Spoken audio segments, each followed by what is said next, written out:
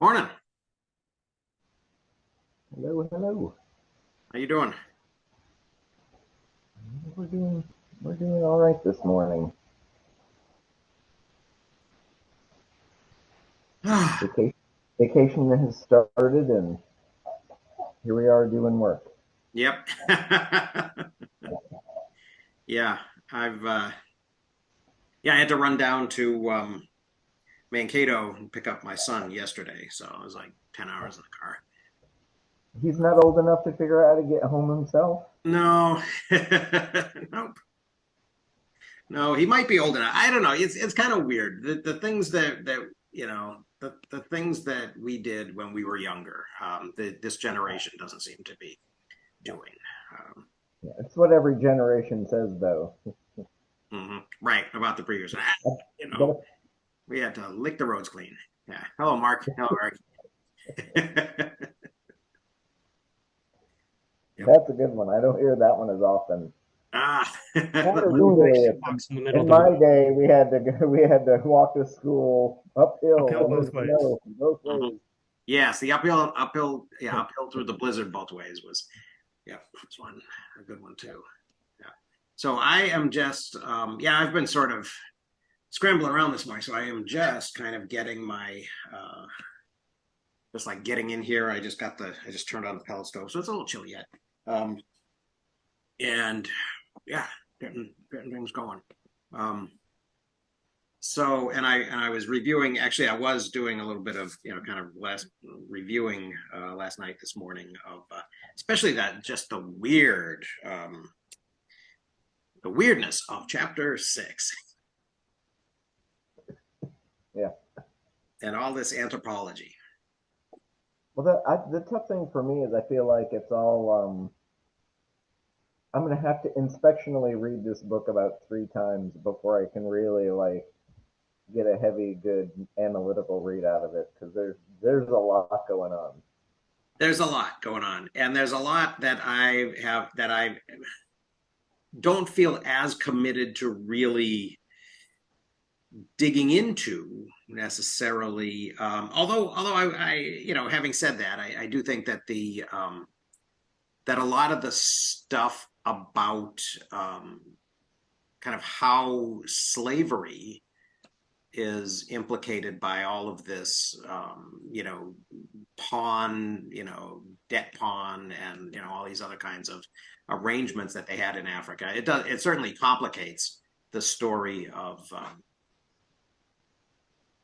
the Atlantic slave trade in a way that that interests me because I do cover that, kind of in my own. Yeah, I'm trying to. I'll have to go back and pick it back up um, because I think Ibram Kendi touches on it in his history, Mm-hmm. but not to that depth. And I think if I remember the way he tells the story, it was kind of there's a complicated interchange between the groups that's going on that Europeans essentially elided over the complexity of what was happening there to essentially say, well, they're trading these slaves amongst themselves, so it's okay for us to do it as Mm. an outsider. Right. And I think, and particularly in the chapter 5, he has spent a lot of time looking at, and I think for me, it's a lot of the value is let's look at specific examples in situations in other societies where these things are happening Yeah. and and not let's not specifically talk about fanciful things like uh,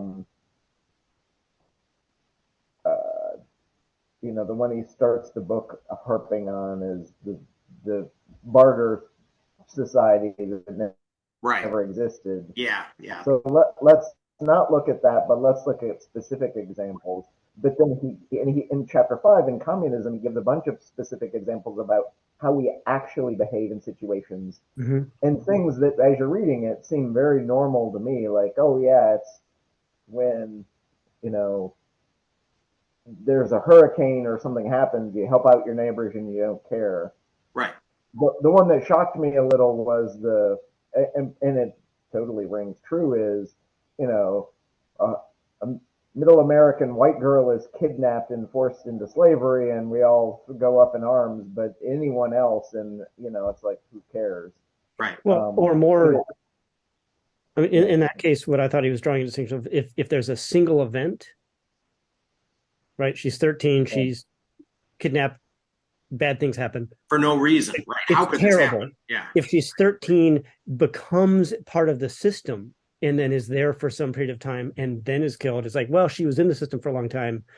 I think there's an implication that the volition of her getting out of the system is what means we don't care. Mm-hmm.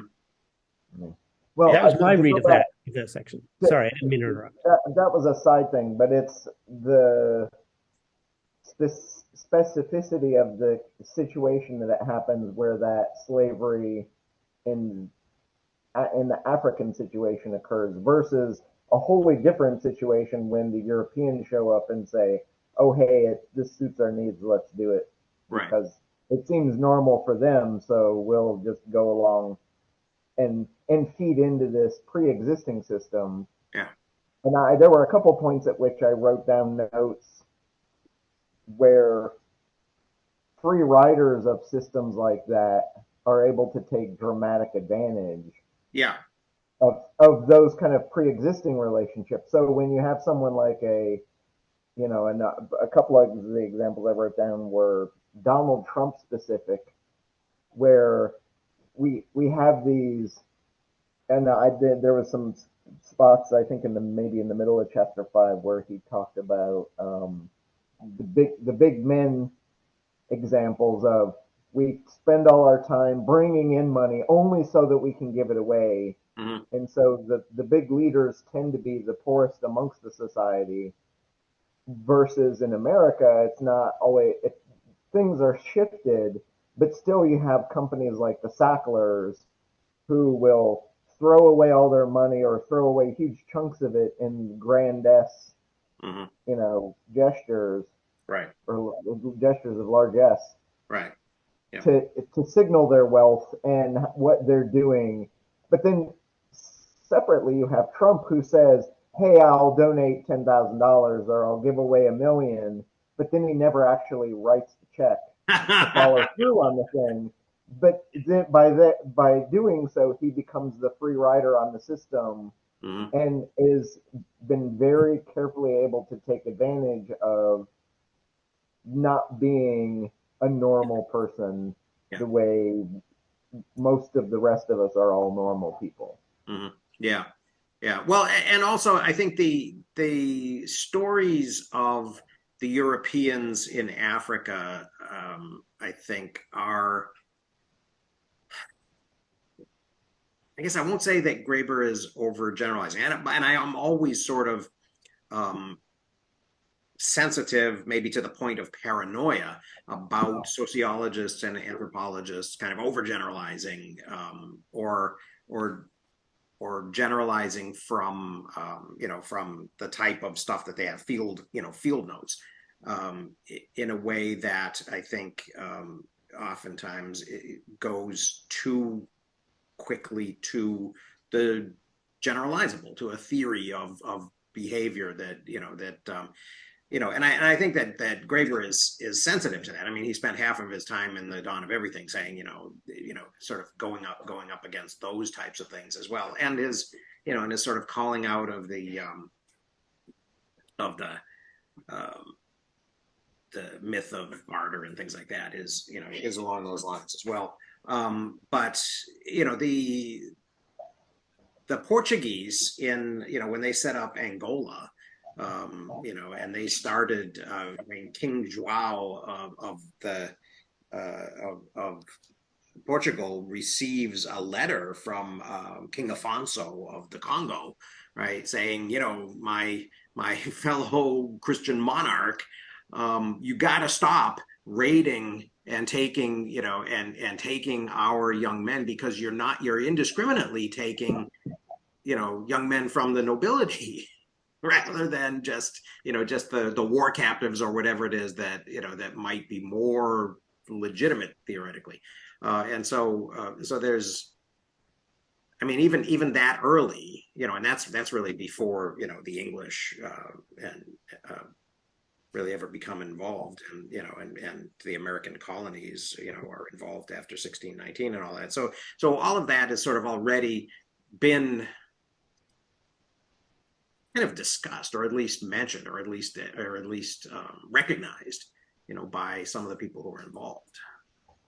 Well, if you consider it a form of debt trade, does that then mean that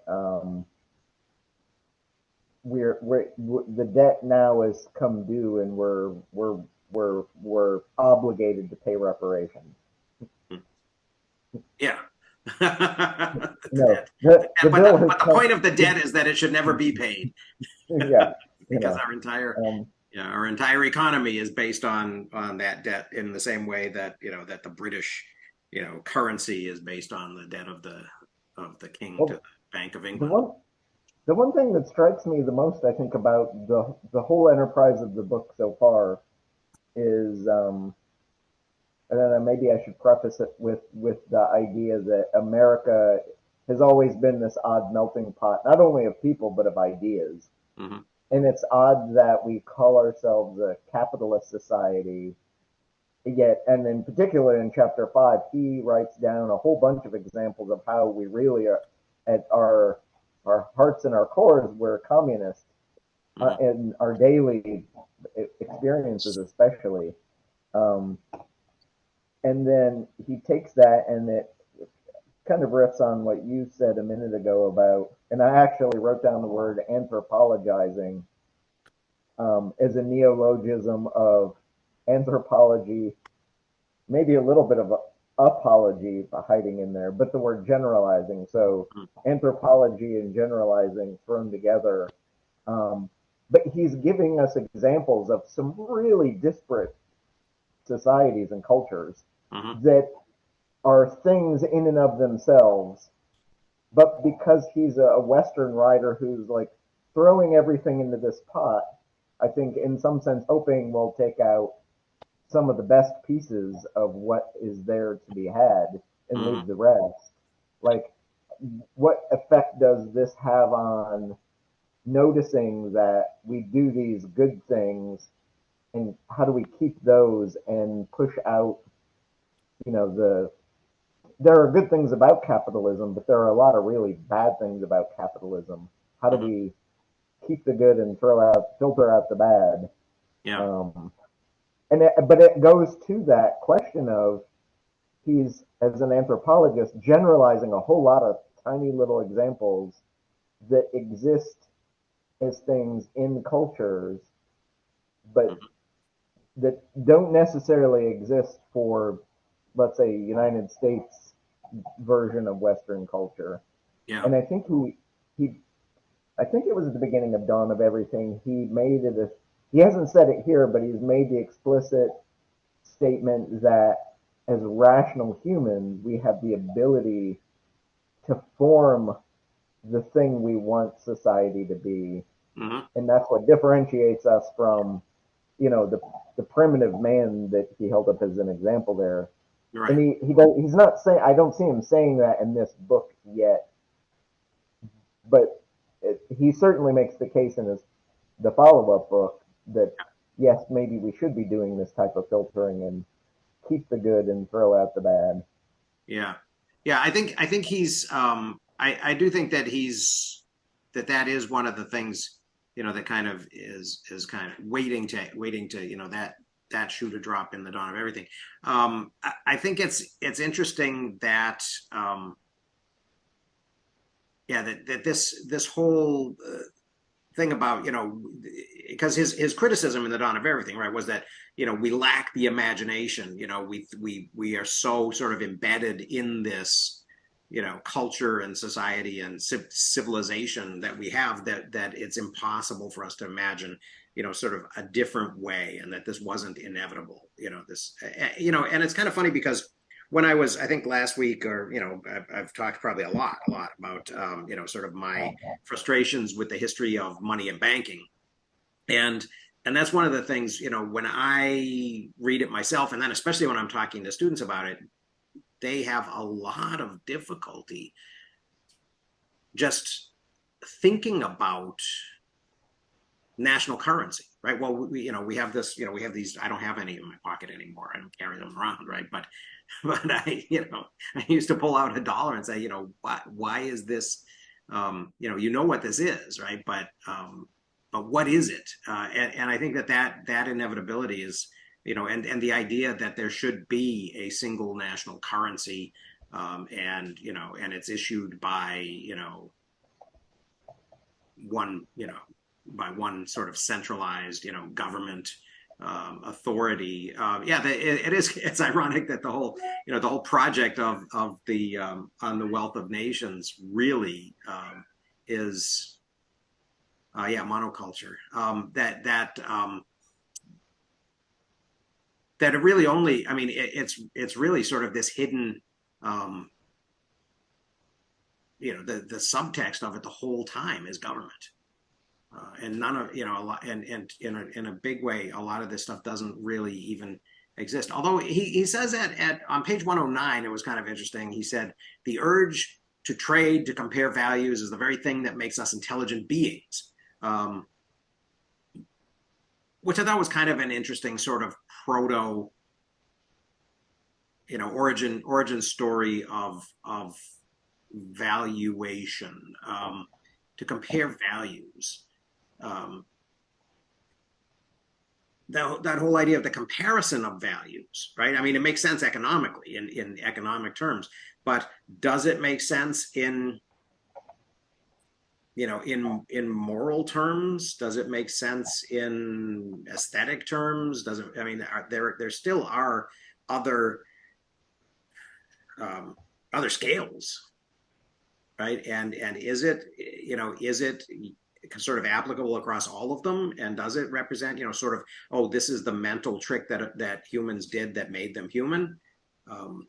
Or is that kind of pushing it a little too far?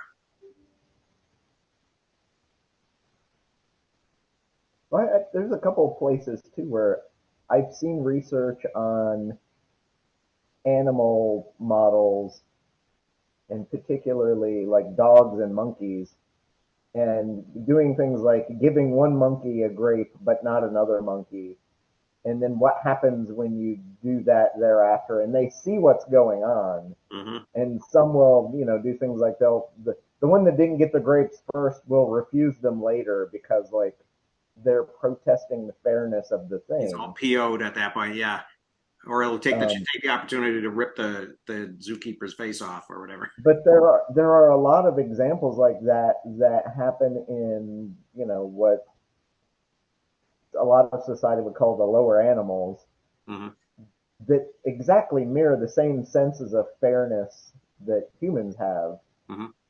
So, and he doesn't bring it up here, but in a lot of places I find myself writing notes about some of these research examples that I've seen and how they impinge on what he's talking about in the human examples that he's providing.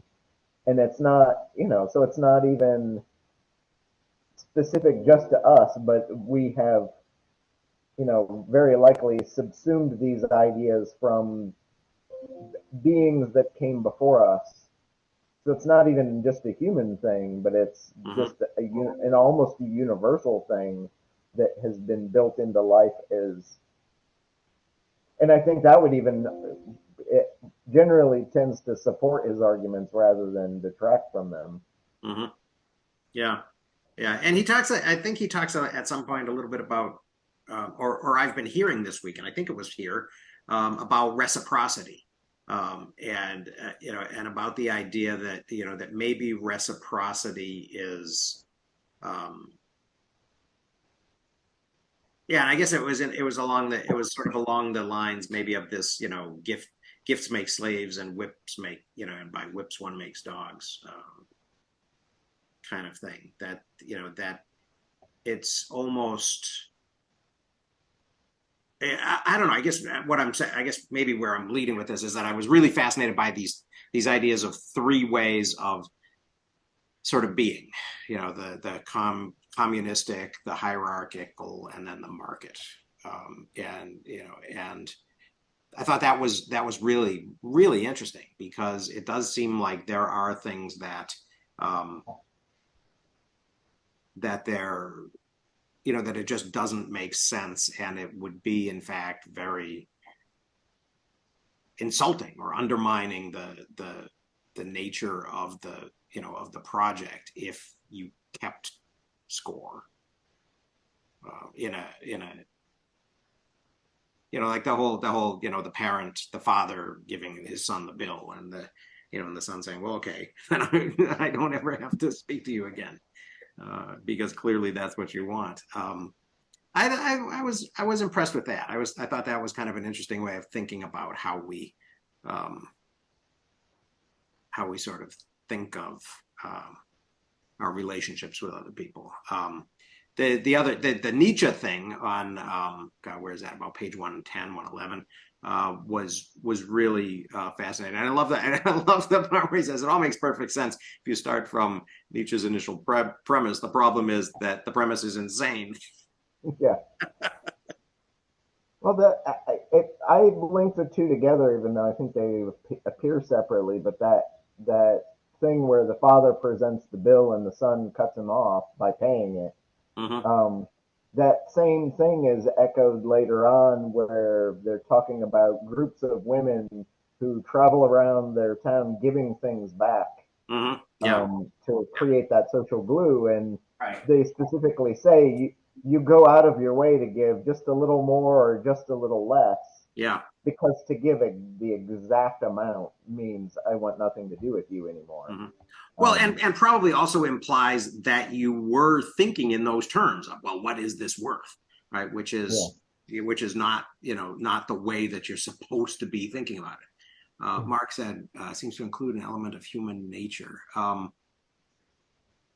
Yeah, yeah, Well, he seems to come up with that a lot. So the notion of communism is never quite what we experience as communism. I Mhm. think he argues for, I mean, he even has, I forget what the label is, for a purer form.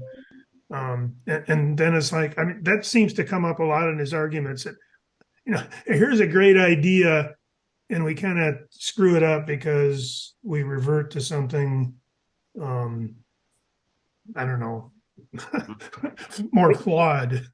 Well, or more, because I think he talks about how all systems can fall apart in part because of the human nature. Mhm. When I was reading the communist section, I kept sort of translating in my head as less communism because I was thinking of, big C communism and more communalism, Mhm. which I think is what he was getting at, but that also has a whole bunch of other baggage that I think he was trying to avoid. Well, that even, I mean, I think we experience a version of that nowadays, in using the term, socialist. Yeah, which I think he's explicitly trying to avoid. Mhm. Right. Yeah. And Uh, also socialist, I think tends to, I think from his view, is a state imposed or state structured, I guess, not imposed. I mean, I just found that interesting. So he brings up communism. I don't know if it's accurate or not, but see, socialism is more in the middle and then communism is more extreme. But I think in his idealistic definition of communism. And yeah.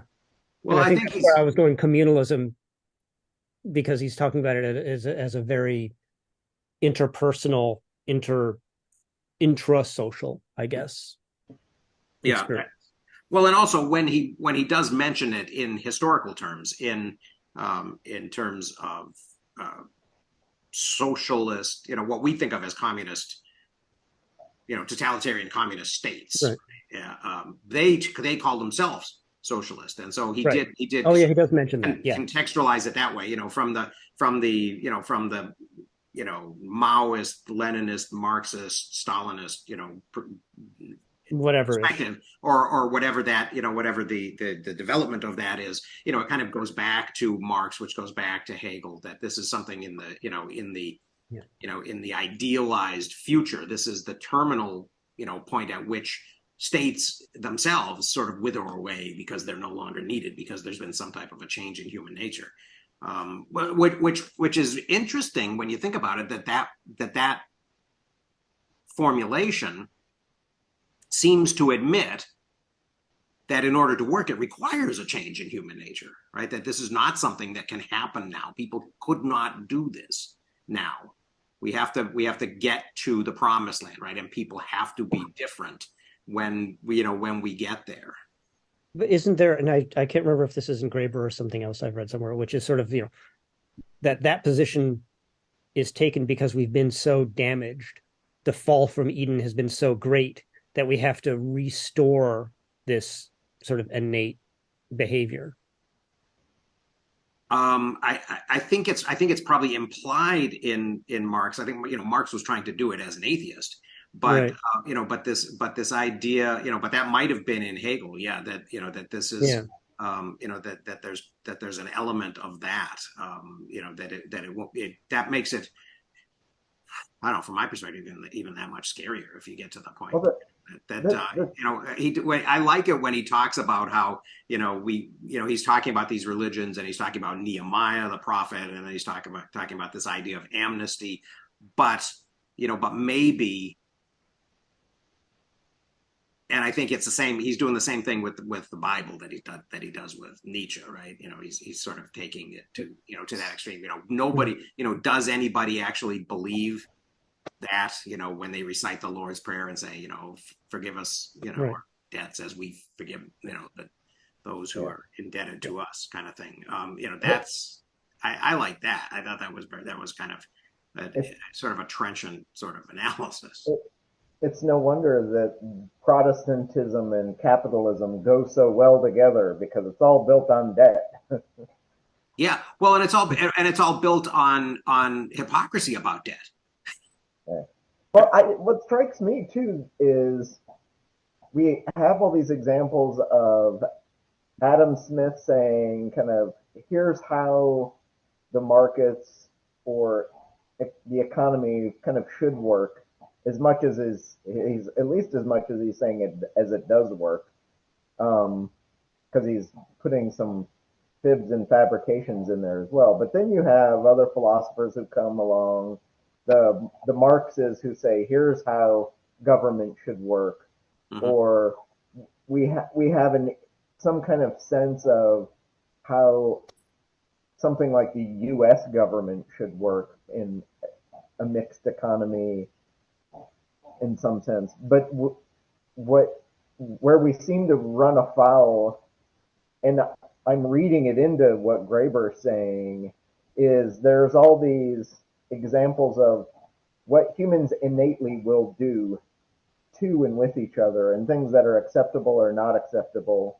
And when you do the non-acceptable things, we're going to push you out beyond the pale, or we'll pay the debt and off and away, and you're done. Yeah. But what it sounds like philosophers want to tend to do is say, here's an idealized utopian semblance of government. But the problem is it's too well thought out generally, and it's too logical. And as logical as humans can be, we also have this kind of system one, system two thing going on. And a lot of the innate things Graeber talks about are very system one things that either you agree wholeheartedly, or nope, that's not us. And then on top of those innate structures, you're putting on, or you're attempting to put on, logical structures, like, let's say, Marx's communism. And then what goes right or what goes wrong with those better methods.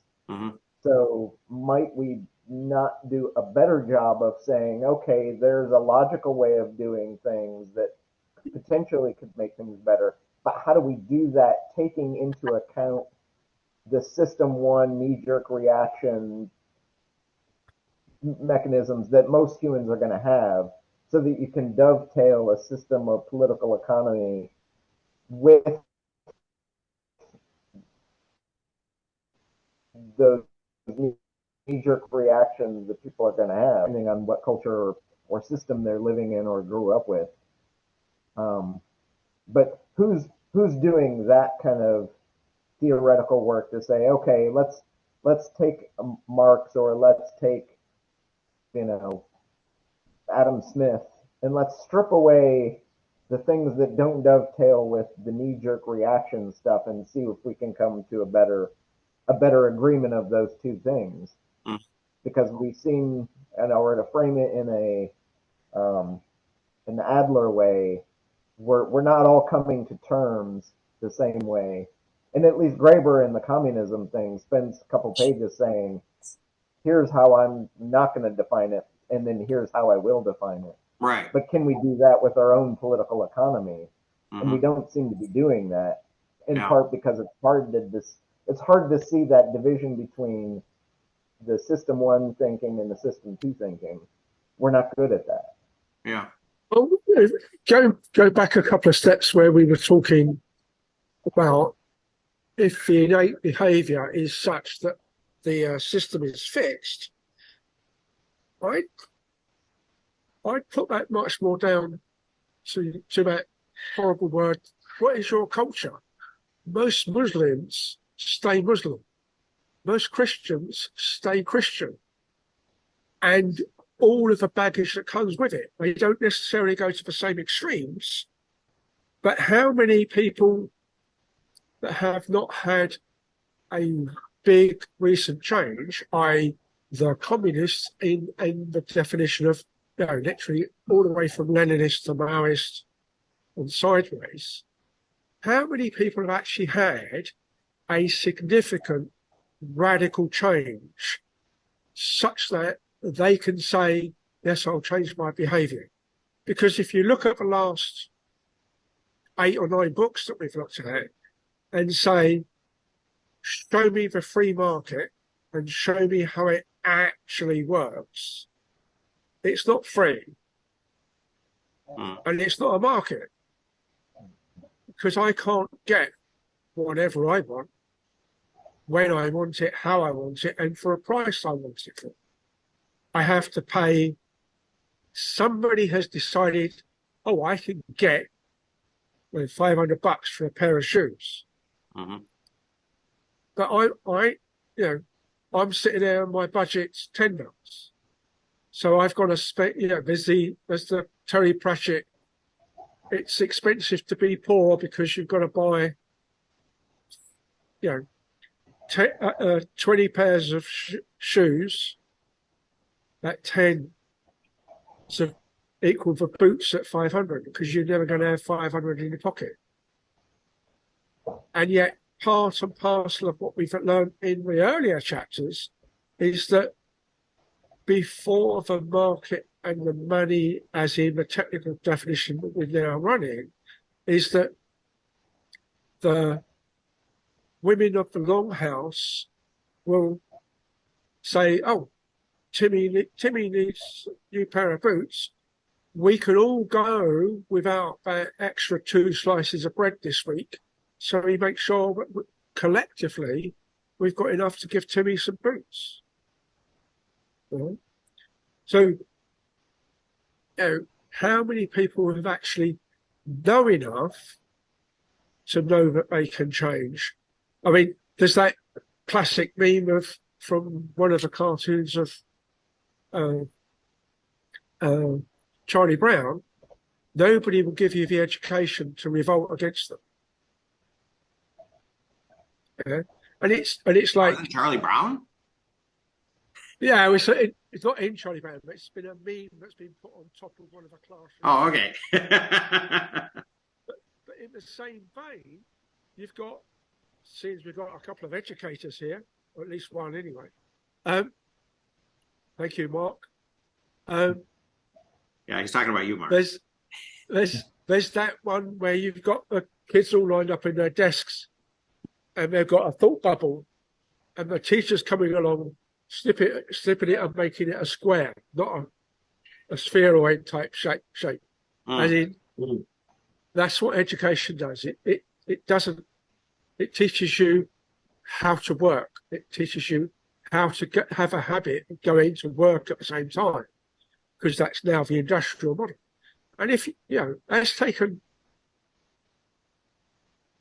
it hasn't arrived here properly yet, because there's a meme here that says, oh, here's an Arab wristwatch where the minute and the hour hands are so bent because they're traveling. And it's like, I mean, I've had appointments for 10 o'clock Monday, and I get a phone call on 3 o'clock Thursday afternoon saying, we're ready. Because just no comprehension of a WASP equivalent of having the work ethic stroke be on time. Yeah.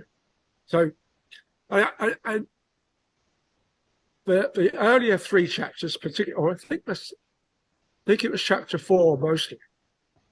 Chapter 3 mostly. I was just snowed by the language and the way that the language has shifted, moved around and crossed over, and it's things like, because I'm sure there's same with English, there'll be another word for guilt in German, not just the word guilt, but also means debt.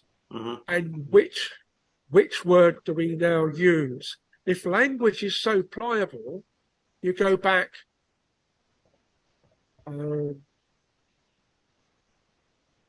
the early Georgian, late Regency type period, and prestigious was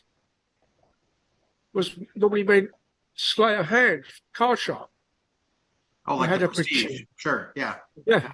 Yeah. So now, of course, it doesn't mean that.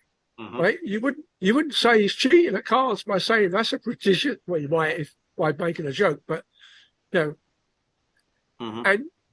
if language is that fluid, that is not something that is likely to be really fixed and solid and continuous at all ages and all cultures within very tight bounds, as in, let's sit down, prepare some food and eat together, right? That's about it's outside of sleep, toilet and sex. That's about the only thing we all do absolutely everywhere in the same style, context and all the rest of it. And even where you get bigger households or bigger villages, etc., and there's division of labour as in who's provided the food. Oh, okay, the men went out and hunted and the women dug up their vegetables. Who's preparing it? Who got the firewood? Who's got the water for boiling? Much of that is relatively constant. Whereas our normal modern day-to-day life, 50 plus years ago, maybe a little bit longer, most office typists were men. So we're in such a flux. How are we ever going to say that we need to be able to twist it around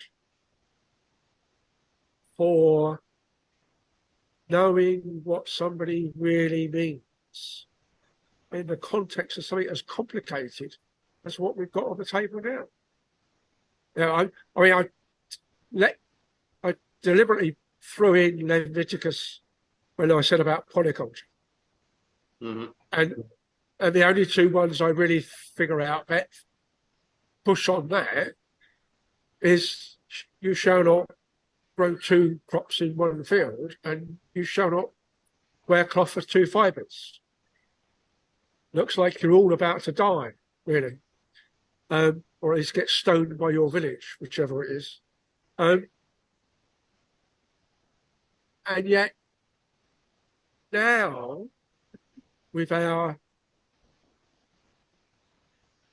indigenous supported understanding of ecology, we now want fields with 15 different crops in, or at least 3.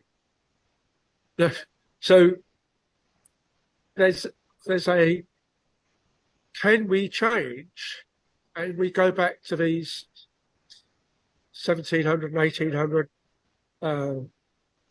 philosophers. You take 1 or 2 of them have been mentioned, and you take a slight sidestep one way, and you walk straight into Nazi Germany, as in that's a given.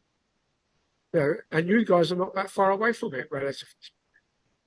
So neither are we. Well, UK. Although braver men. I thought the king was going to abdicate.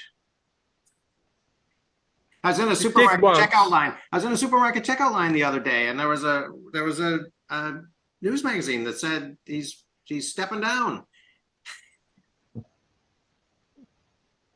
Stepping Well, it now up. that he's got power, why do that? Power. I thought it was funny that he, yeah. But okay, so we have one of the things that Graeber talks about a lot in this section is this. I think it might have been the Star. But there's this assumption of equality, right? That one of the reasons that we're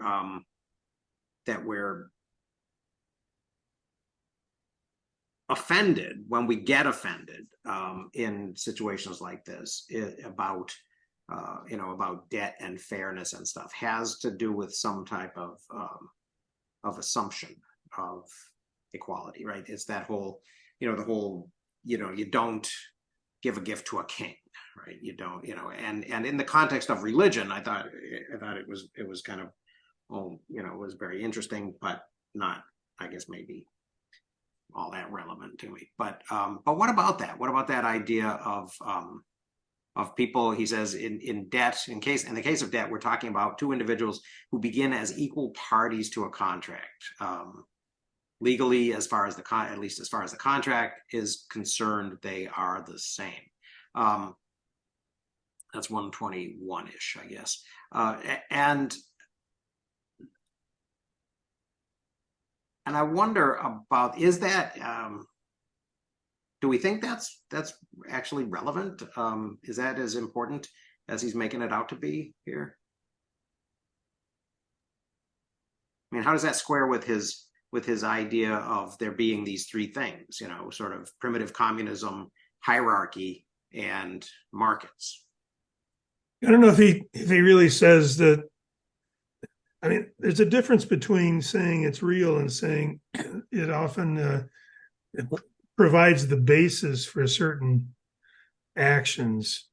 I mean, you can take aggressive action against someone who owes you something if you assume that you would have been better than that, or you had the opportunity to be better than that. That that they are like you, except they're lower, they have lower ethics or something because they're unwilling to repay, without acknowledging that circumstances. I mean, that circumstances are really different, and it's very much a hardship for them, and et cetera. So I think that's the way he's using it. We make those assumptions to justify what otherwise would seem to be negative actions.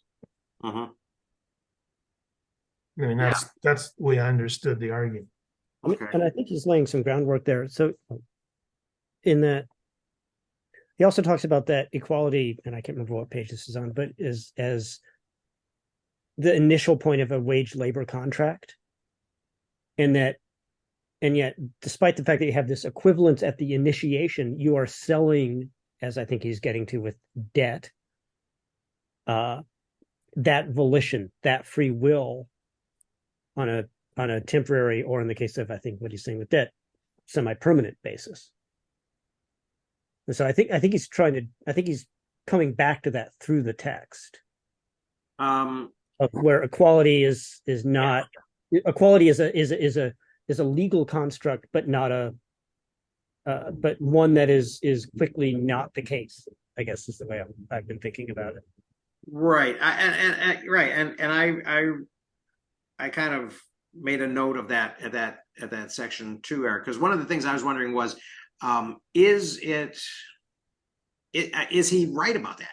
Do we really, okay, I take a job and I say that in in consideration of my paycheck and my benefits and all of that, I will do what? I will accept a position of social inferiority, or I will unquestioningly follow orders, or or what? I think that that's what he's saying there is a little bit of an exaggeration. Maybe it's at the margin, but I don't think it's the reality for a lot of people of,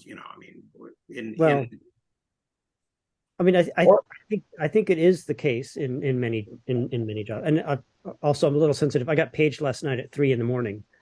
for something, so I surrendered a part of my evening as part of my unwritten labor contract. So okay. I think there is truth to that to some degree, and I think that was and when I've been in between those wage labor contracts, it's made poignant to me that their time is very differently structured, right? Yeah. And I see Annie's sort of chiming in because, and I think Annie, your situation might be because I think you're freelance, if I'm not mistaken. So there's a different structure there, I suspect. Okay. I always notice a disconnect too between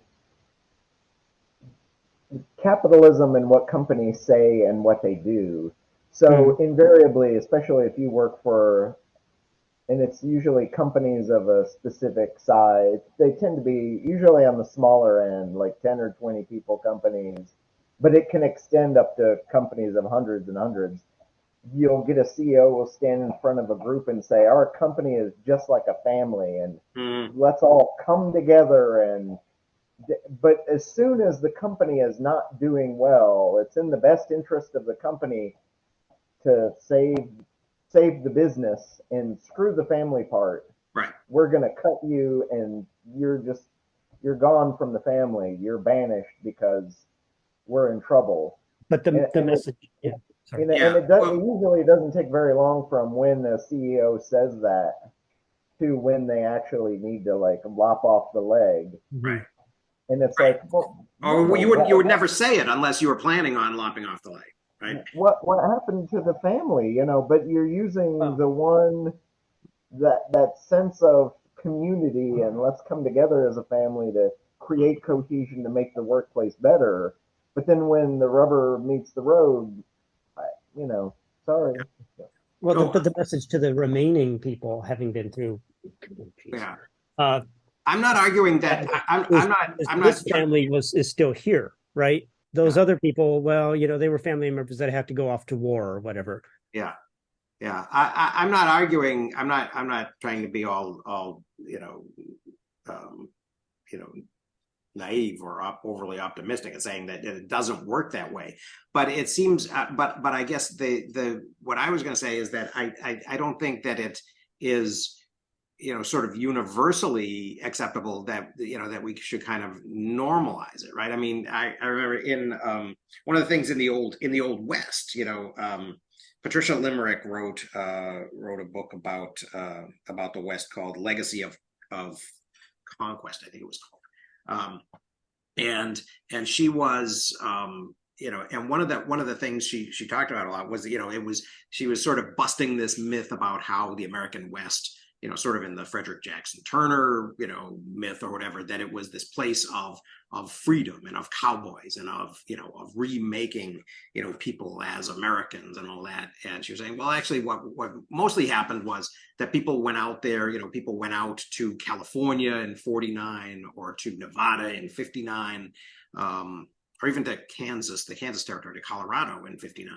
And they found that their claim didn't pan out, right? So their dream of capitalist success didn't pan out, and they found themselves in a capitalist situation, which was where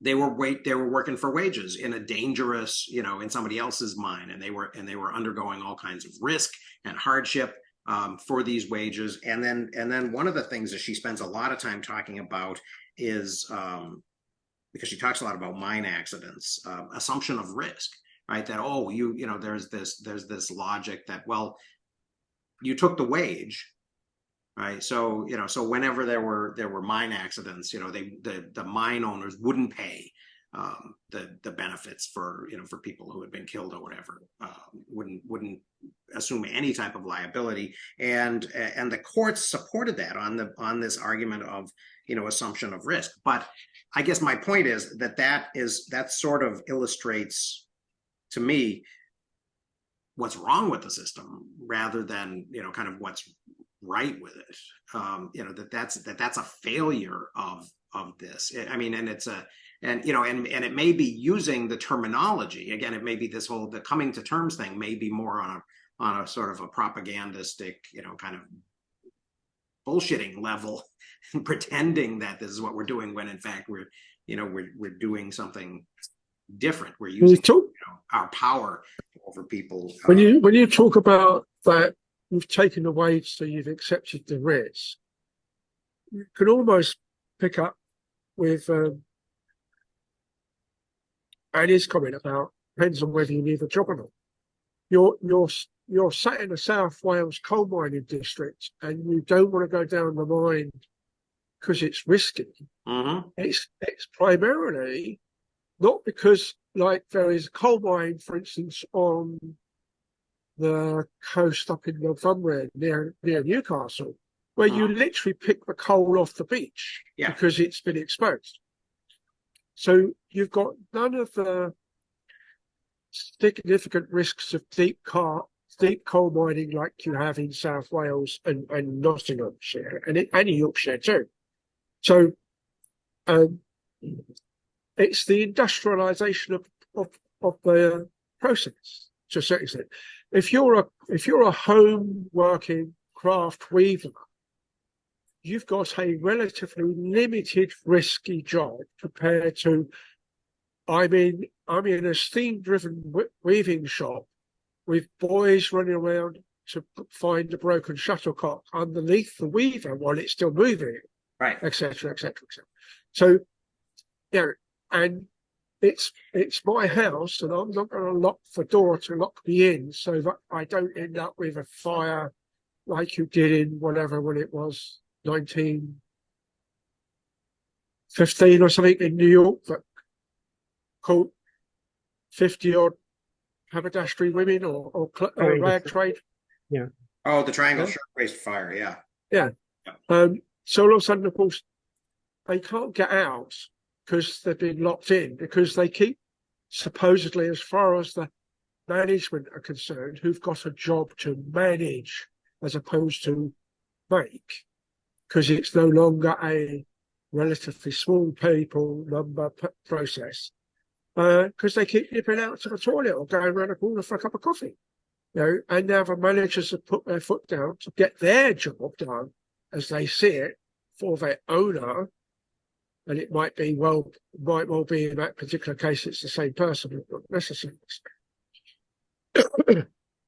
And of course, I've got relatives who will accept their pension coal being put on the doorstep only. They won't let the coal board man come in to deliver it, to take it up to the coal scuttle. This is normally at the top of the garden, and by this I mean it's up a hill.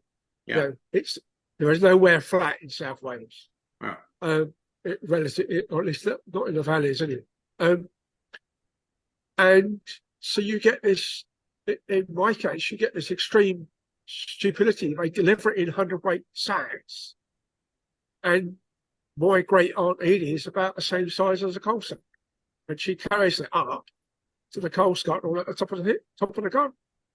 And it's like, why don't we move the coal scuttle down for her? No. That's where it's been. That's where it's always been. That's where it always been. And because the dust killed her Gilbert. Yeah, and therefore she won't let me in the building. But and that's the National Coal Board. That wasn't long after they nationalised it as a set from a whole pile of independent mines.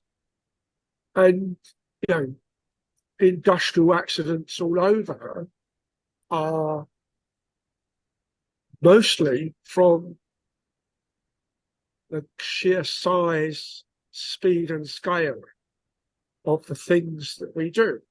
You know, I walk around building sites. So there have been 4 or 5 building sites where within the hour I've been stood outside on the phone saying, you know, where's the project manager? I'm not going on site. I've been on site. I'm not safe.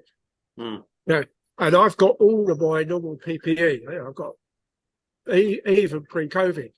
There were some sites that were very well run, and by the time we got to my normal part of the job in my later years, i.e. the testing commissioning, if there was painters on site or anybody doing plastering anywhere, it was you have to have gloves on, you have to have a face mask on, you have to have lab type goggles, glasses to protect your eyes, not just the boots, high vis jacket, a high vis vest, and a hard hat. And those sites, you wonder why they're different. It's because the project manager gets docked money for every accident, from literally a cut finger upwards. You know, it was the only way those clients, and in most of the instances, those clients that want their sites run like that are the big bastards in industry, the oil industry, for instance.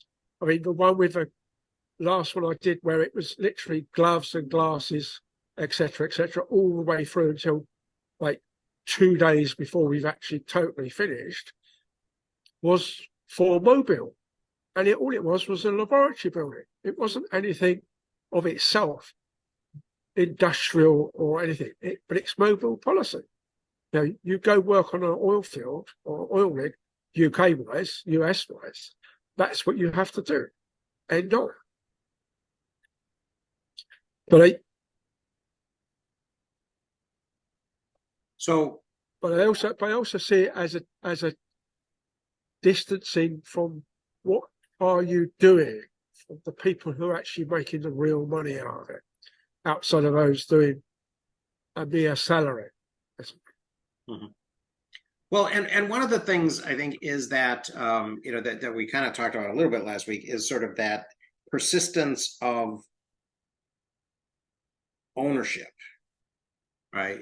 That we have this idea that that whoever owns something continues to own them, their heirs, and this idea of ownership. Chris, you earlier you mentioned you kind of called out the longhouse, right? And that and what struck me at that moment was that that you were talking about the longhouse, which existed in the 18th century, at a time when the part of Graeber's narrative that I was scrolling through was talking about Nehemiah, right? And so 5th, 6th century BC, so we've got these things that we that are very different and distinct, but not necessarily in time. Oh, okay, I'm sorry, it was Tim. All right, either way, sorry.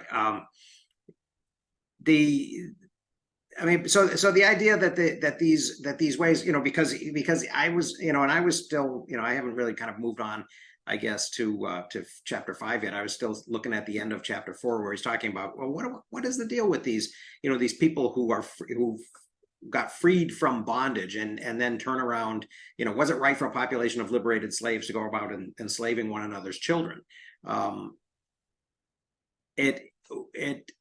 That question only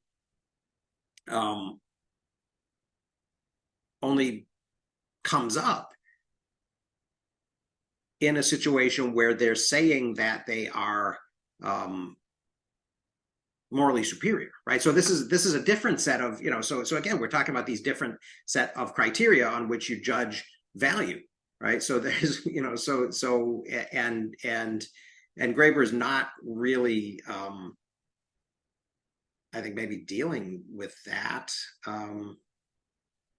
I did like his thing about the status distinctions, at the beginning of that page, 123, I think it was, where the line between the rich and poor is never precisely drawn, and and so you have,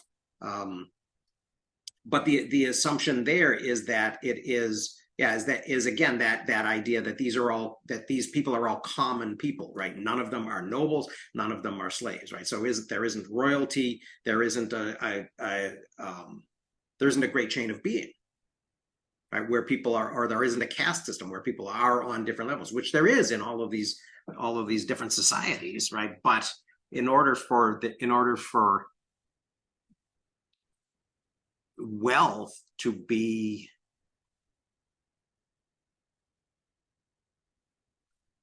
the focus, right? Don't we have to kind of first eliminate those other?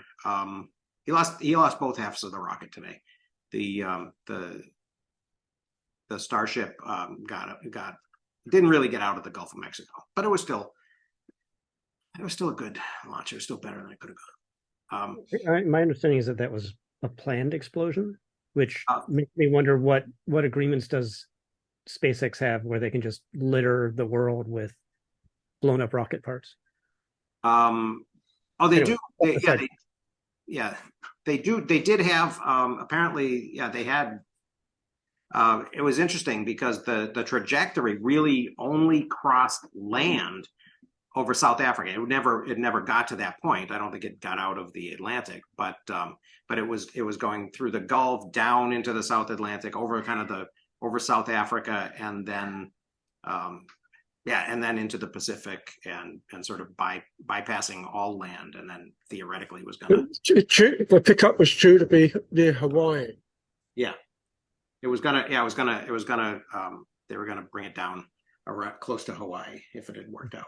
But apparently, it was an automated self-destruct. So something must have gone wrong.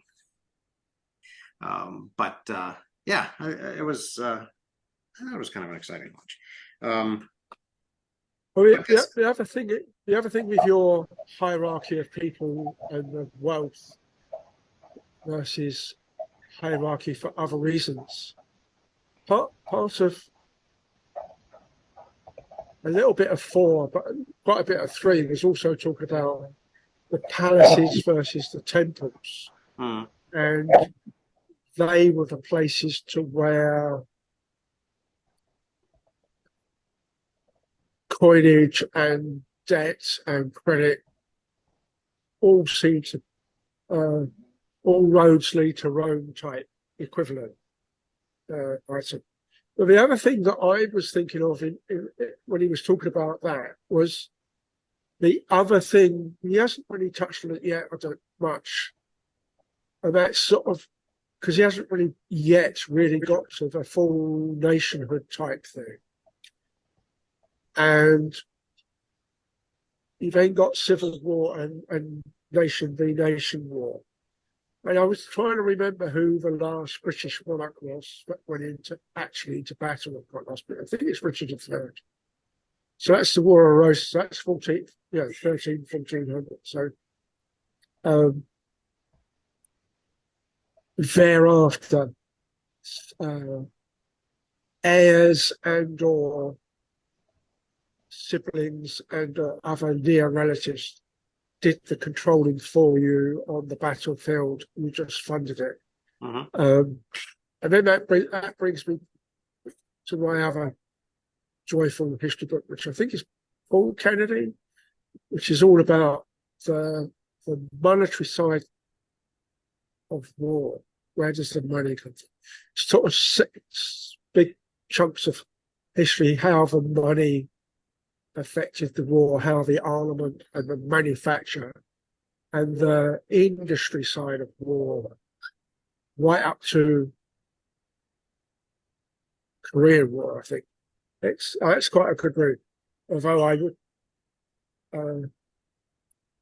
probably find it bears reading again, because I read it pre-Gulf War I. And I think I might have even read it before the Falklands, which is 82. So it's about that period. So, it might have something to say on how the money does it. Because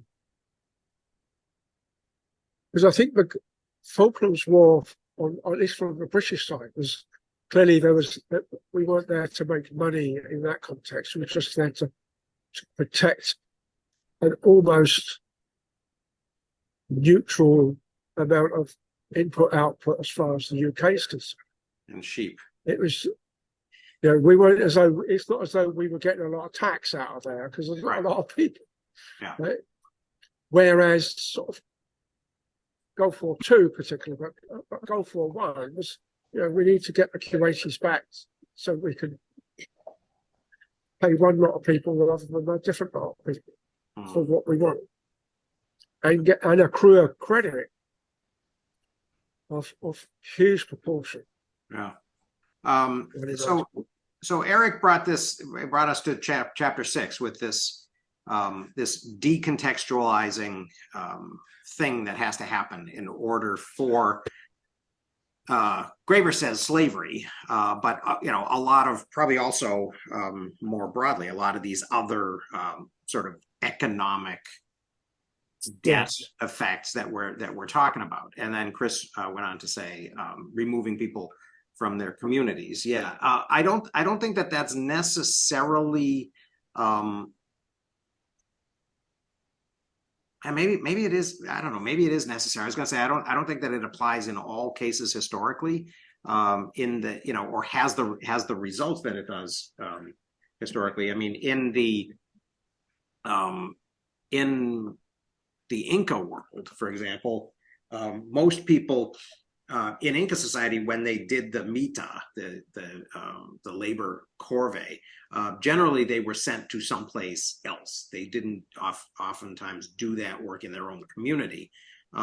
It's and there aren't a lot of records, so it's unclear exactly whether it was based in more on skills and personal attributes and abilities, or but there's an implication, at least there's a suggestion that people were sent someplace else. That people from the mountains were sent down to the seacoast to dig guano. People, and so people went to different regions. People from the coast were sent maybe to the mines, and that it didn't become. And I guess the reason I'm mentioning that is that it didn't become slavery. It didn't become more than it was. It was a seasonal thing. It was kind of a light, relatively, I guess, they seem to think it was a relatively light imposition on people. It didn't cause people to, not be able to get home for the harvest or to be able to provide for their families or anything. So is that like the slave labor of the Londoners going to do the hop picking to get a summer holiday? I don't know. It was actually a kind of socialist economy where there wasn't private ownership really in the way that we think of it, except that the nobility or the Incas themselves, the people who called themselves Inca. Another possibility, and I'll put it out as an open question, but in particular with respect to the African intertrade, another thing that may be going on there that isn't explicit but occurs in other, and Graeber even mentions it in other societies, that there are two moieties and you don't marry within your own moiety. You have to trade with the opposite, which creates genetic benefits in the long run because then you're not intermarrying the same way. Right. But when you have that sort of slave trade from one space to another, what it ultimately does is it imposes and creates that type of moiety system just in a different way. You're doing it with slavery by trading people who are working or doing other things. And I'm fairly certain I've seen examples of that type of slavery in northwestern indigenous tribes in America where you would take in somebody from outside and they would essentially become part of your tribe. And there is, in some sense, there is an idea that maybe it's taking those people in, you're also making them a specific part of your society, and it's much more expensive for you to feed and clothe and take care of them than it is for the work you get out of them. So it's, in Well, some sense, it's where's the value coming from? But it may be that there's a moiety and a marriage relation thing going on top of everything else, and we're just not paying attention to what we're Yeah, calling. well, and obviously there'd be a question of whether the incorporation into a society is voluntary or not, right? So if someone is captured because the family of a man killed in battle, sort of puts his name on the mat, right? And so the tribe or the clan goes out and gets somebody to replace him.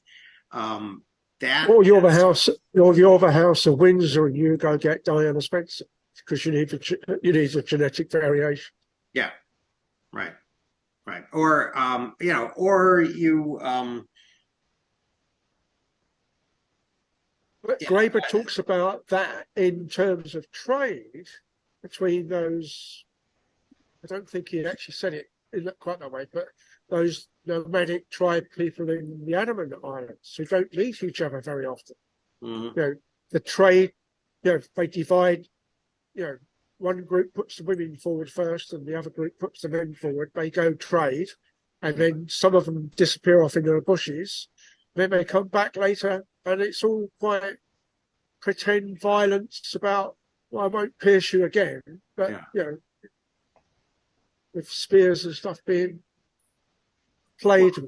Yeah, and one of the things that struck me as kind of interesting was I was looking for it, and I was unable to find it. There's a place when he's talking about, and it's kind of where Eric pulled that quote from the sort of the end, the tail end of chapter 6, ripping people out of their context.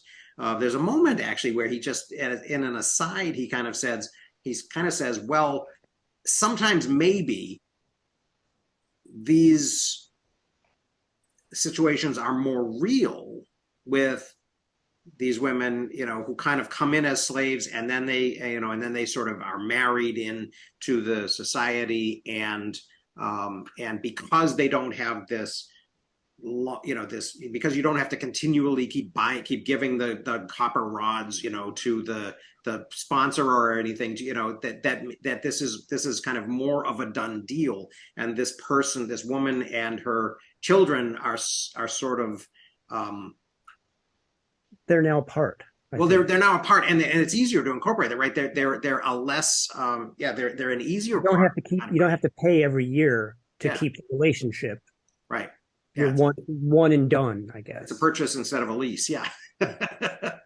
Yeah. So that was weird too, because that suggests another weird kind of complicated arrangement of kind of obligations and histories that and maybe some of what's going on in this whole thing is, and especially in this, what economics does is economics decontextualizes, right, everything, right? So you have this idealized moment of exchange when the supply and demand curves intersect, and somebody is willing to sell it and somebody is willing to buy it, but it's always imagined as this one-off, meeting of strangers who never have to interact with each other again. So there's no mutual obligation, there's no history, there's no context for anything. It's just those two measures, the costs and the price, and so that strikes me as another example of that, right? Where you rip something's history and its context away from it, and that allows you to anthropologize, or whatever it was. I think that was you, Chris, about it, right? I think I mean this is a very different example, but I found Graeber's comments or observations of small shop owners in poor neighborhoods Hmm. um, interesting because I mean in Minneapolis you do see that, and I had one particular stereotype about that, but his analysis I thought was interesting, that if you're kind of really part of the community and part of the family, you have this sense that you have to help out, Hmm. and that probably makes your business less likely to survive. I mean, that would be one way to look at it. Hmm. And if Well, you're if you're out of the context and you don't have that sense, well, I mean, that's just the way I think about that these reminds me of whole. the final scene in Do the Right Thing. So I don't know. I just thought that was interesting because yeah, that it's like he points out something that you've noticed and never thought about, and now maybe that's why it works that way. Right. Right. Well, and that is, I think you're right, Mark, but that does sort of beg the question of, well, yeah, you're not going to, yeah, as a shop owner, right, you're not going to be able to survive, to make a profit, to keep, to stay in the black without saying no, right, and Right. without doing these things that might be considered to be sort of anti-social. Um, but what's the purpose of because I'm also reminded of the guy. I mean, I used to love going to that what was it called? There was an Indian restaurant that got burned down during the Floyd riots. Um, Oh yeah. the Gandhi Mahal, right? And I remember hearing that it had been burned down, and then but the guy who owned it, and they reopened it Yeah. farther, down Franklin or someplace, but it was yeah, it was kind of weird. It was sort of like, I mean, it got burned down in this violence, but this guy was very um supportive of not of the fact that his place had been burned down, but very Right. understanding Of the neighborhood. of the neighborhood and all of that. And so yeah, so it suggested to me that there's something going on there more than that there's something bigger, again, outside of this realm of economic calculation that we're trying to um value things in, that there's other things going on, which again sort of pushes me back to that thing, that this is a weird thing that Graeber is trying to do, juggling these these realms of evaluation kind of um and kind of sense making and all that.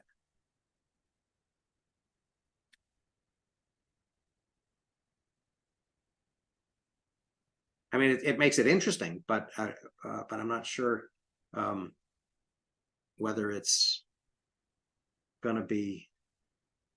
Is there something similar in Native American cultures? When we lived in Grand Forks, of course, that's there was a big intersection there through the university with Mhm. the tribes, and we had neighbors, a couple houses down, that we knew a little bit, and it seemed to me as an outsider, there almost was an assumption that if not even family, but if folks show up, they could just go there and hang out, and there was kind of this sensed obligation that that's you as a more successful person, I guess you would say, um, would just kind of accept them into your home for the weekend or whatever. Mm. That happens a lot at Red Lake, right? Because nobody Yeah, really owns anything. yeah, That also reminds me of what Graeber was saying in the earlier chapter about how you save somebody's life and now you're their brother, and they notice that you're that you're doing okay. Right. So, so give me a shirt, give me some And food. there's so many overlaps here. I mean, the department that I worked in, one of its unique features was that it trained Native American clinicians. And one of the things you start to figure out after a while is it's very difficult for these PhD clinical psychologists, even though there's all kinds of mental health, issues on reservations, they can't really go back to their own because there's such a almost resentment of success and inequality that you think you're better. I don't think they were. Many of them went back to work in reservations, but almost exclusively in other reservations than their own, and we came to understand that kind of issue that they faced. Again, you needed some kind of decontextualization to have a way of dealing, I guess would be the way I would explain it. Yeah. Yeah. One of the things that, and I think that goes back all the way to, that goes back a century to, to natives like Eastman, right? The guy who wrote the history. And these people in that first period in the 1920s, 1930s who were, they had a very difficult relationship with especially their own people. It's weird because I also I don't know what I was watching or listening to something this week, and I ran across somebody trying to make a distinction between what he called Western cosmopolitanism and multiculturalism, and the argument was that that Western cosmopolitanism was what you wanted because that was that was where you could have different you could have different people having their own cultures and their languages and their own religions and their own cuisines and and costume and all of that, but they were all sort of culturally committed to wherever it was they were, whether it was Constantinople or Istanbul or New York City or whatever, and that multiculturalism, and this was of course somebody kind of coming from a position on the right and criticizing multiculturalism. So I'm not speaking as to advertise that position, but the point was that multiculturalism, that the criticism of it that this person was making was that it didn't force you to sort of renounce your own local commitments, your own personal family, tribal clan commitments for this other, sort of meta, and the idea is that it would be a bigger, but it did, but I wasn't convinced that by being bigger, a nation is a more compelling thing to pledge your allegiance to than a family or or blood relatives or something else. So it was so people are making these arguments and they're sort of I guess they're sort of assuming that the folks who are hearing these arguments are kind of on the same page. I mean, it's the whole coming to terms thing again.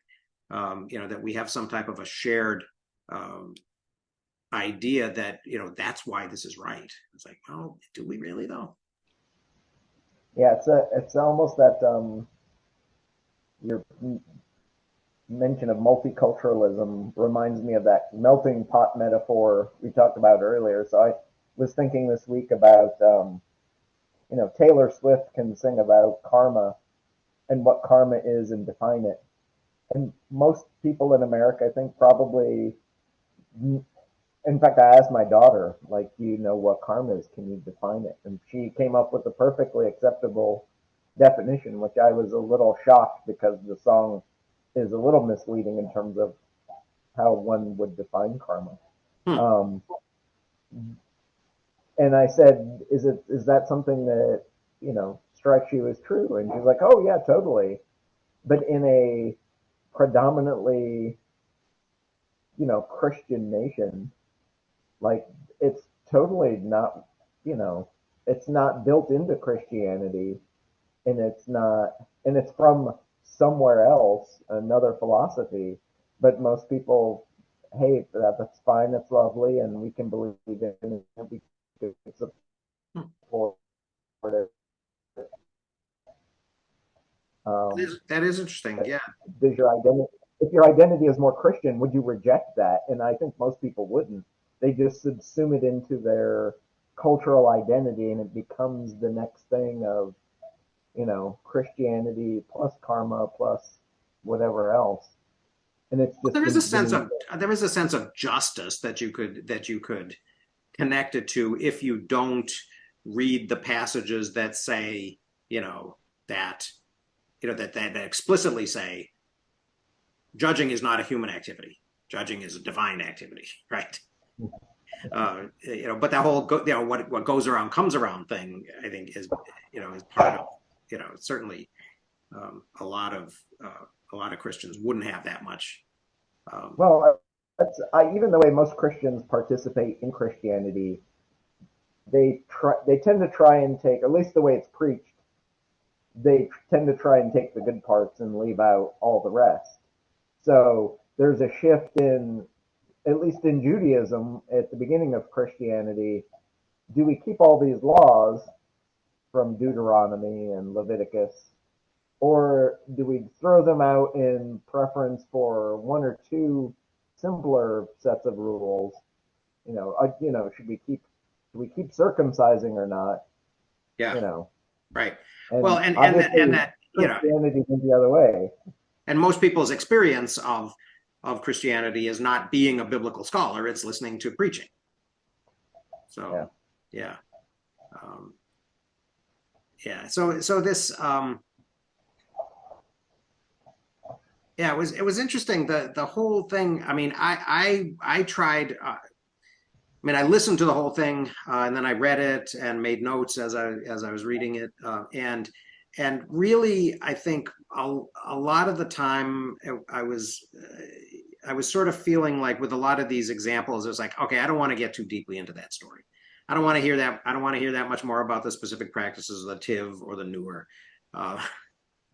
because I'm sort of, it's like, okay, it's interesting, but I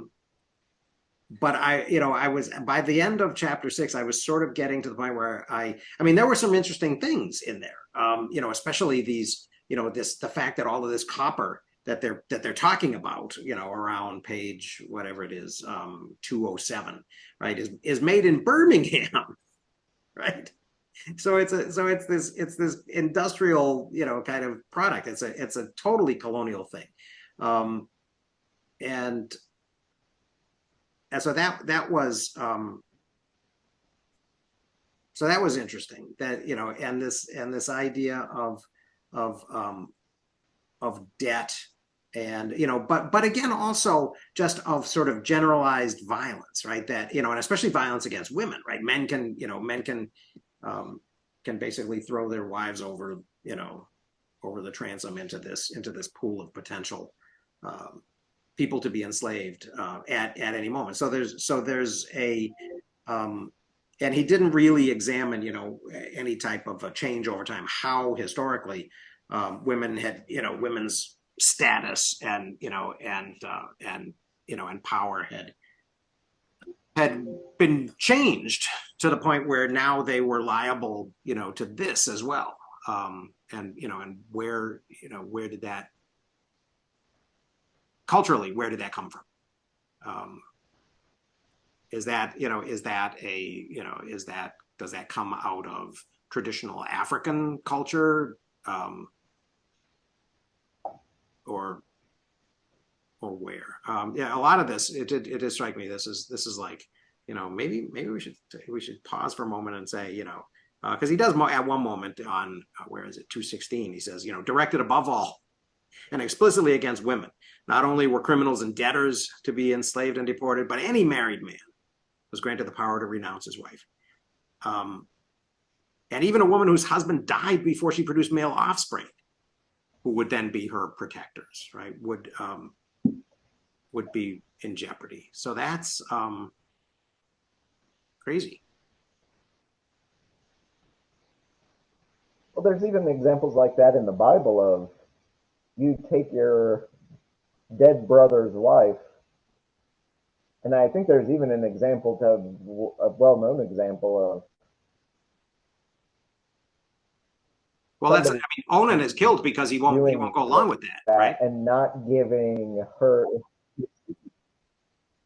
yeah, That's or you don't give her your seed because then the child won't be yours. It will be your brother's right.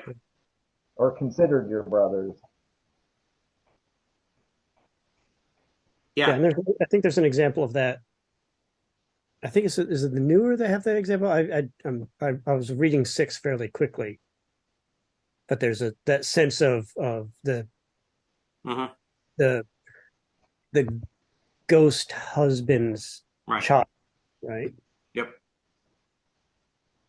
Yeah, which isn't any good for the living, Right.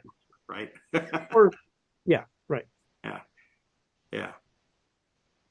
I like the fact that he, that in his little reflections on violence passage, he said, hey, we're talking about actual violence here, not just sort of political arrangements and and kind of conceptual stuff. I think that always sort of bears reminding and repeating. And then finally at the end of the whole thing, he's talking about this whole to what extent is it actually constitutive of civilization, this process that dislodges people from webs of mutual commitment, shared history, and collective responsibility, and identifying them and creating identity based on that, to one where they're exchangeable, where you can start to where you can actually use, because basically what he's saying there is that what we're doing is we're jumping into that system of valuation that doesn't have a moral component or a there's no, loyalty is not a thing in the, now I'm making a thumbs down. Yeah, I guess I would be. That's appropriate. So maybe the AI really is smarter than I think it is. So if loyalty isn't a thing, we're not in a moral. There are people who went on and on, especially like early social historians, like Edward Thompson, right, about the moral economy of early the early industrial revolution and stuff, and when that moral economy stops being having anything to do with morality. And I guess Graeber mentions it a little bit when he sort of reminds us that that Adam Smith was a professor of moral theory at a seminary, basically. And some of that reminded me too of, and I was going through my notes this week, and Graeber, I think, would have loved the implication, but I don't know, it had to have been 2 or 3 years ago, early pandemic. I was reading about historical linguistics, and sometime on the border of Old English and Middle English around 1100, there was an Old English word, Hlafweard, Hlafweard, that essentially meant the warden or guardian of the loaf, like as in a loaf of bread. Oh, wow. And from Hlafweard, you get Hlawerd and then Lawerd, and then ultimately it's the origin of our English word, the Lord. So the guardian of the loaf then turns into the Lord, which then is used heavily in the Bible, and Jesus becomes the Lord, which is highly entertaining when you think about, the bread of life in the way that it's framed in Christianity. Right. The blood. Um, Well, the bread of life and the body of Christ and all that. Yeah. but it was interesting. I'm fairly sure, I think it was Seth Lehrer. I'll pull the reference up. Um, but he specifically mentioned that it was the meter out of justice, and the guardian of the loaf essentially was it was often the person who owned the mill who which was expensive and then allowed you to mill your grain so that you could make your bread. Mm-hmm. And then, there was a social and power structure of who got to grind and how much and where did it go and how was that grain redistributed through the society. Mm-hmm. So the Lord became the meter out of kind of justice and power in in those societies. Grain was that was the thing. It was Right. the source of power and food. Mm-hmm. So the Lord becomes the meter out of the justice in a grain-based society, especially. Mm-hmm. Um, Interesting. Well, in that, to whatever extent it's true and not mythical, right? That idea of temples and then kings' courts that mimic temples, that seems to be a way that could be sort of a way that could happen, a way that could be instantiated. Oh, thanks for the link. One of the things that strikes me is that in American frontier townships, right? When Yankees are moving westward, oftentimes they needed to convince a miller to come, right? Because they were going to need a mill, they were going to need a sawmill, and they were going to need a grist mill. And so oftentimes they would bribe them by giving them giving them a place. Obviously the premier townships were the ones that had a sufficient fall of water in a stream in order to build a mill or two. And then you would sort of incent somebody by giving them maybe the mill equipment, transporting it for free, because obviously transporting the works to a site in the middle of nowhere in theoretically the wilderness, was expensive and difficult, and then you'd also give them a kind of a monopoly right that you'd contract with with one or two people, a couple of people, not everybody, right? And then you would prevent other people from sort of coming in. But then they would have some type of social responsibility. Then they would have to mill everybody's grain, yeah. right? And they would have to and they could charge for their services, but they would have to charge fairly, and they'd have to charge the same, and they would have to compensate people around them for flooding and for disturbing the flow of the river and all these things. And there were all kinds of social responsibilities associated with it. And that's one of the and ironically, that's one of the moments when that starts to change, that I kind of focus on in my environmental history, and just when I'm teaching about early American history. That this is the shift from that to something else, where people don't have that type of social responsibility, is a big part of how we get the economy and the corporations that we get today. So it all kind of fits together. That's there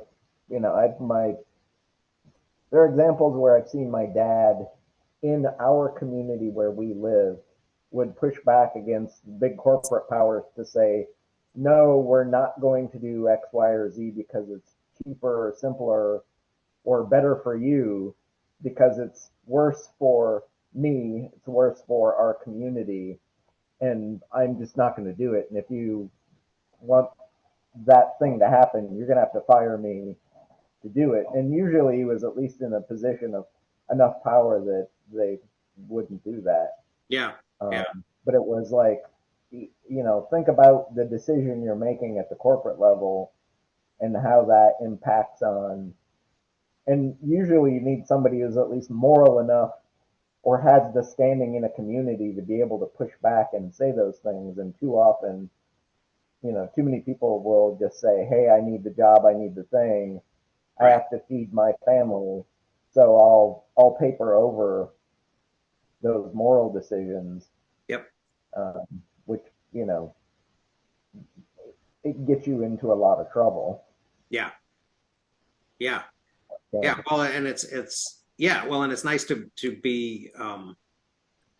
Yeah, it's great that there can be somebody who is embedded enough in the community that that actually can see things from that perspective, and and kind of carry the word back to folks who are decontextualized, and so they don't they can either not think about it or pretend that they're not thinking about it or ignore it or just But that becomes a problem too. Is usually the person who can do that is also still beholden, and the company just wants to make the money or do the thing. So, okay, Mhm. we'll fire you and we'll hire anybody who will say yes, Right. Right. um, and just move on because it's just as cheap and simple. Or we'll just close down that plant and move it overseas because that's Right. what we do. Yes, right, right. Where we don't And have to worry because about all these pesky issues of environment and safety and all that. So Tim's going to have to leave. So do we want to meet next week, or do we want to take a week off and then meet a week after? And think about this in the context of next Thursday and Friday when you're doing your rushed reading to make Saturday, that you will probably be busy on Thursday, maybe. Probably will, yeah. So that sounds like an argument for delay for putting it off a week. And Although I do have a lot of travel on Monday and Friday, which will give me plenty of time to read. So to me, it's not a big yeah, deal one way or the other. yeah. And Mark, you're gonna have relatives who are still gonna be around. So yeah, why don't we do that? Why don't we put it off? Why don't we not meet next week? And I'll make an announcement in the community notes, and we will return the following week. And shall we read that big? I think the next chapter. Let me look at the contents. The honor and degradation one is probably worth maybe just doing on its own. Because after that, I think it kind of gets very historical. So I think that 7 might be one to do on its own, and then and then do the histories. Does that sound okay? That's funny. All right, cool. So in 2 weeks, we will meet and talk about chapter 7. All right, thanks. Happy Thanksgiving. Yep, I'll adjust the schedule in Obsidian. All right. Oh, so we got an extra 15 minutes this morning because Tim left. All right. See ya. Thanks.